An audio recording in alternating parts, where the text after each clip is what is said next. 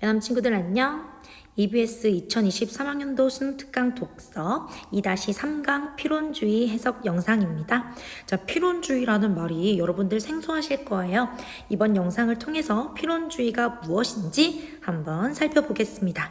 주제는요, 말 그대로 필론주의의 핵심 주장 되겠습니다. 1문단부터 가볼게요. 자, 섹스투스 엠피리쿠스의 필론주의 개요는 이라고 나와 있어요. 섹스투스 엠피리쿠스라는 사람, 바로 왼쪽에 있는 이분인데요. 이분이 쓴 책이 바로 필론주의의 개요입니다. 자, 이것은 고대 회의주의 일파인 회의주의에서 나온 건가 봐요. 필론주의의 학설을 집대성한 책이다. 결국에 회의주의를 받은 것이 필론주의다라고 보시면 되겠습니다. 이 책에서 그는 철학자들의 유형을 세 수로 분류하고 있다. 첫째 유형이죠. 스스로 진리를 발견했다고 주장하는 사람들로 아리스토텔레스나 에피쿠로스의 추종자들, 그리고 스토아 학파 철학자들이 여기에 속하는데 그는 이들을 독단주의자들이라고 하였다라고 되어 있습니다. 독단주의라는 것이 일반적으로 불완전한 점이나 잘못된 점을 검토하지 않고 그냥 주관적인 편견으로 어떤 판단을 주장하거나 긍정하는 그런 태도를 말하는 것이죠.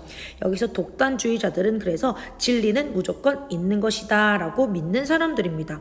제대로 살펴보지도 않고 일단 불안하니까 진리는 있는 거야 라고 주장을 한다라는 것이죠.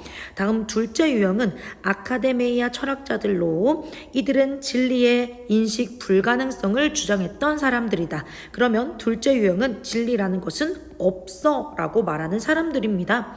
자, 셋째 유형은요, 회의주의자들.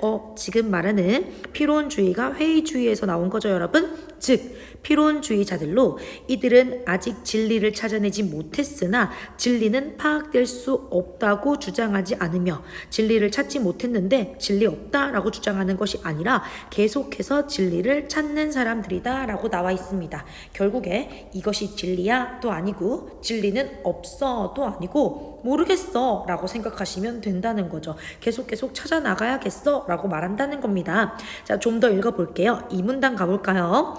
필론주의자들의 인식론적 이상은 필론주의자들이 이상적으로 생각하는 것은 명증성에 있다라고 되어 있습니다. 자, 명증성이라는 것은요, 명백하다고 인정되는 성질인데요. 어떤 명제가 참임을 정당하게 주장하기 위해서는 그것이 인식자에게 명증성이 있는, 즉 명증한 것으로 인식되어야지 참이다라고 주장할 수 있는 것이죠. 그런데 어떤 임의의 명제는 그와 대립되는 명제를 갖게 되며 하나의 명제는 대립되는 명제를 갖게 된다는 것, 이런 경우에 어느 명제가 더 명증하다고 단정될 수 없는 것이다. 대립되는 명제들 중에 더 명증한 것을 단정할 수 없다라는 뜻입니다. 이거는 상대적 판단인 것 때문이에요. 상대적 판단이라는 게 여름 같은 경우에요. 아프리카인들이 우리나라 왔을 때는 여름이 추울 수 있고요. 그 다음에 러시아인들이 우리나라 왔을 때는 여름이 너무너무 더울 수 있다라는 뜻이죠.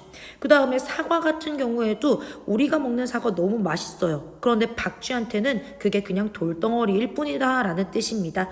그렇기 때문에 뭐가 맞는 건지 알 수 없다라는 뜻입니다.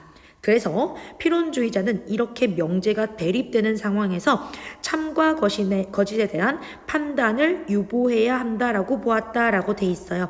이것을 에포케라고 부릅니다. 판단의 유보. 즉 판단하지 말고 잠시 생각을 하자는 거예요. 편견을 버리고 생각해보자. 판단하지 마. 이런 상황에서 내리는 판단은 명증성을 확보할 수 없기 때문이다. 그리고 명증성이 없는 판단을 유보하고 나면 뜻밖의 마음의 평안을 얻게 된다라고 되어 있습니다. 명증성이 있어야 참이 되는데 명증성 없이 판단을 유보하면 마음의 평안을 찾게 된대요. 이런 마음의 평안을 아타락시아라고 불렀습니다. 자, 이것은 여러분 어떤 뜻일까요? 갑자기 이게 왜 나왔냐면 이런 이야기가 있었어요. 이거는 위에 제일 처음에 나왔던 엠피리쿠스가 이야기한 것인데 화가가 있었어요. 화가가 말 그림을 그리는데 거품을 물고 있는 말을 그리고 싶었던 거죠. 그래서 계속 판단하면서 그림을 그렸는데 아무리 그려도 나오지 않는다는 거죠. 너무 화가 나가지고요. 스펀지를 그림에 던져버렸습니다. 스펀지를 그림에 던진다는 것은 여러분 무엇인가요? 판단을 하지 않는다라는 뜻인 거죠. 판단을 멈추겠어 하고 던졌더니 그 스펀지에 있던 물이 그림에 묻으면서 화가가 그리고 싶었던 거품을 물고 있는 말 그림이 완성됐다라는 뜻입니다. 결국에 내가 그리고 싶었던 그림이 완성되었으니 마음의 평안을 얻게 되는 것이었죠. 이런 이야기로도 설명을 한번 했던 적이 있습니다. 자, 그럼 3문단 가볼게요. 필론주의자가 아무런 판단을 내리지 않는다고 해서 판단을 유보한다는 뜻이죠. 그것이 어떤 것에도 동의하지 않는다는 것은 아니다. 필론주의자는 판단을 내려서 믿음이 있는 상태와 판단을 유보해서 믿음이 없는 상태를 구분한다. 판단 내리면 믿음 있는 상태, 앞에서 말했던 유보를 해서 없는 상태, 이렇게 구분이 된다는 거죠.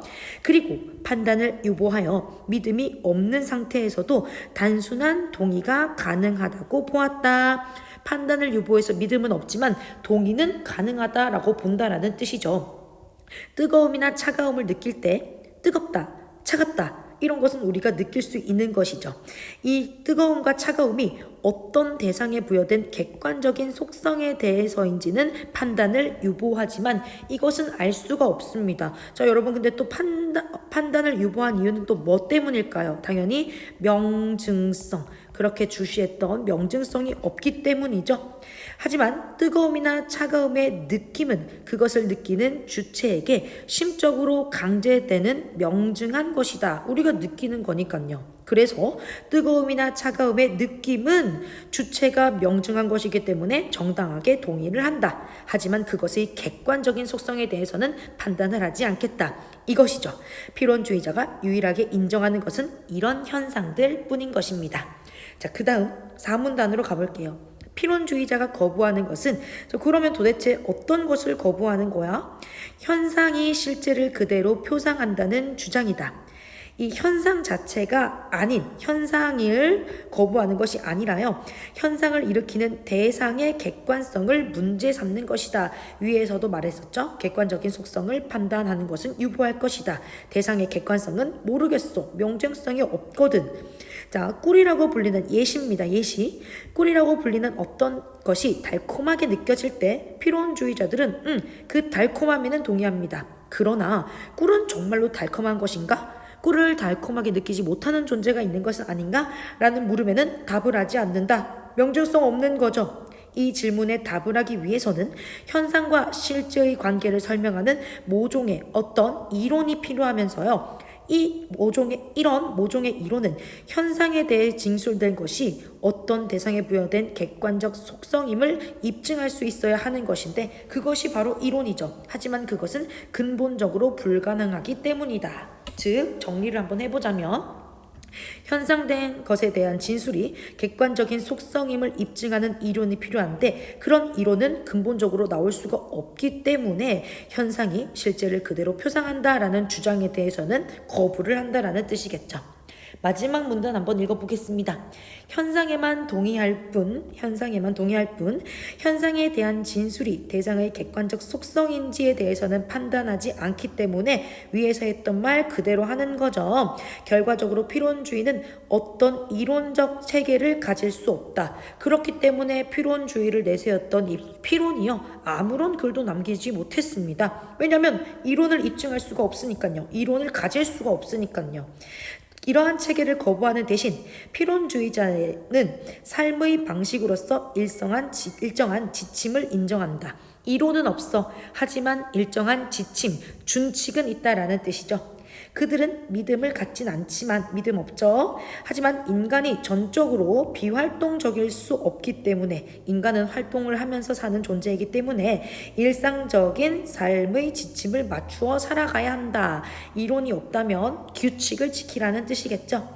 자, 이 일상적인 삶의 지침에는 자연의 지도, 감성의 충동, 법과 관습의 전수, 기회와 기술의 가르침이 있다.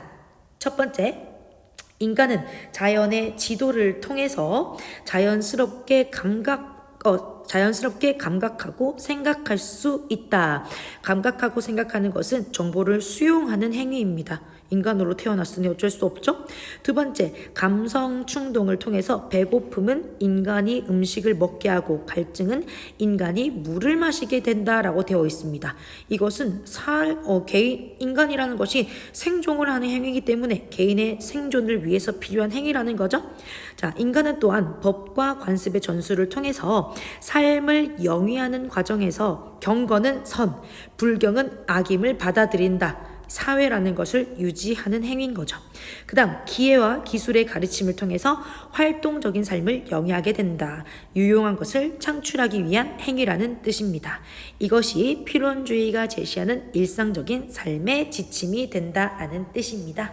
자, 중요한 포인트 체크를 잘 해보셨나요, 여러분? 문제는 2개밖에 없습니다. 바로 풀이 들어가 볼게요. 필연주의자의 견해로 볼 수 있는 것을 모두 고르시오. 기억. 진리는 파악될 수 없다? 아니죠. 없다라는 것이 아니라 계속 찾고 있다라고 했어요. 니은 임의 명제가 참이면 그와 대립되는 명제는 거짓이다?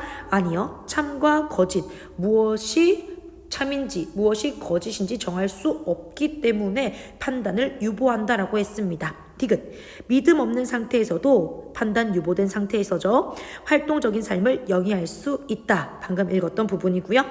뜨거움이나 차가움의 느낌은 명증한 것으로 볼 수 있다. 인간의 감각으로 느끼는 것이기 때문에 이것은 명증성을 본다. 현상은 동의한다.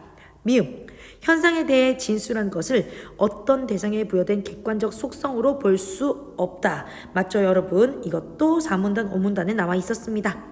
어떤 명제가 인식자에게 명증한 것으로 인식되어야 참임을 주장할 수 있다. 그래야 이론이 나온다. 맞습니다. 정답은 디귿, 리을, 미음, 비읍이겠네요.